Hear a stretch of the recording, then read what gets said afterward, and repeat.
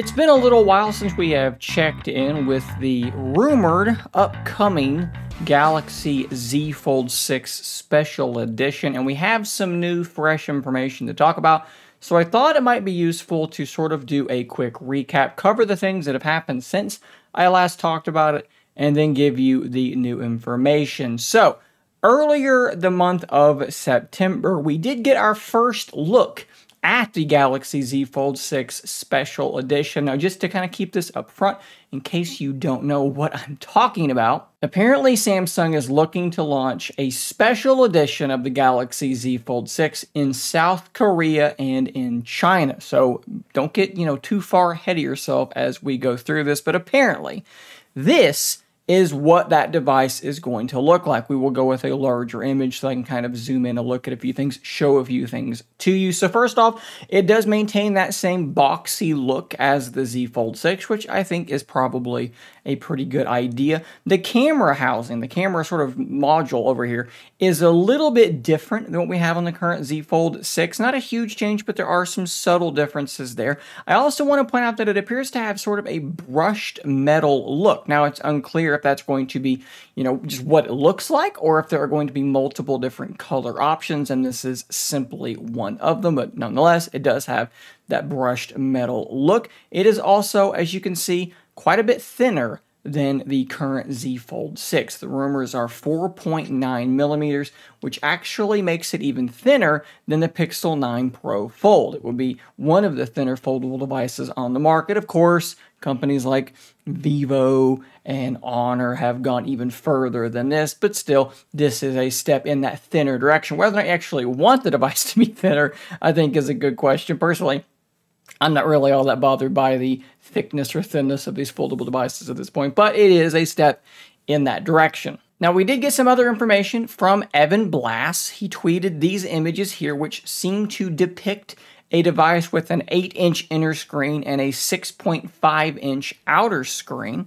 As a point of reference, the Pixel 9 Pro Fold does have an 8-inch inner screen, but it does only have a 6.3-inch outer screen simply because of the bezels and the area around the device where the hinge is. So shrinking that by increasing the screen size, it's going to be in the size ballpark of the Pixel 9 Pro Fold, a very, very large foldable and larger than the current Z Fold 6. Here are some thickness or thinness measurements: 4.9 millimeters when open, 10.6 millimeters when closed. Again, this is very, very impressive. I believe that the current Z Fold 6 is 5.6 millimeters when it is open. So again, that is a step in that thinner direction. Now, these are all things that we kind of thought that we knew for a little while. It's bigger and it's thinner, and a lot of people thought, well, how special is this edition really if that's all it's got going for it?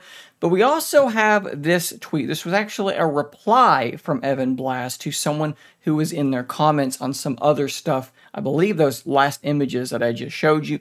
And this seemed to indicate that this special edition would, instead of having the 50 megapixel sensor that the Z Fold 6 or the Z Fold series has had for quite a while now, I think going back to the Z Fold 3, it might actually adopt the 200 megapixel sensor that is found in the Ultra phones like the S24 Ultra. This would be a pretty darn big upgrade in that main camera setup. Now, what happens with the ultra wide and the telephoto, that remains to be seen. Personally, I'm fine with sticking with the 50 megapixel primary sensor. I would have much rather seen the telephoto be upgraded versus the primary. The primary is actually pretty good on the Z Folds, at least to me.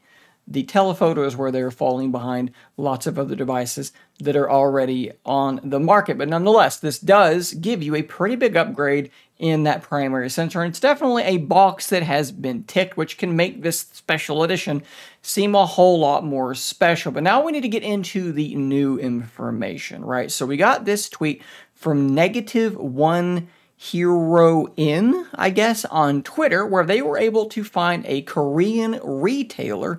We'll just pull up their tweet here, T-Store, which did have a bit of imagery on their website showing pre-order dates for this Z Fold 6 Special Edition. And I'm going to be hesitant to show you the full image because it does look like something that Samsung might get a little litigious about. I might start hitting channels with copyright strikes for us. What I'm just going to tell you is what it says. And what it says is pre-orders will be opened until October the 24th. So logically, you would assume pre-orders end October the 24th. Maybe it goes on sale shortly thereafter. So towards the end of October for a release for this Z Fold 6 Special Edition. So guys, I think this is actually shaping up to be a pretty decent looking phone. I think that it's definitely a step in the right direction, and maybe it's something that when the Z Fold 7 comes out, we get something like this for the Z Fold 7. I would love to see that cover display get a little bit wider. I'm going to keep banging that drum until the end of time,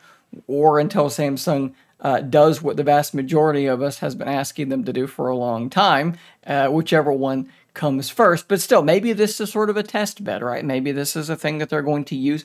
Hey, here's the special edition, and it's sort of a sneak peek at what's coming for the main series next year. I think that would be a pretty cool way to sort of test these things out while sort of pioneering in these other regions like China that do have some really, really impressive pieces of hardware over there from companies like Huawei and Vivo and Honor, companies that are producing foldables that are much thinner than the foldables that we can buy here in North America, with really impressive specs and really impressive camera setups and so forth and so on. Nonetheless, guys, I'd love to hear what you think about all this in the comments down below. I will see you on the next one. And until next time, stay nerdy, my friends.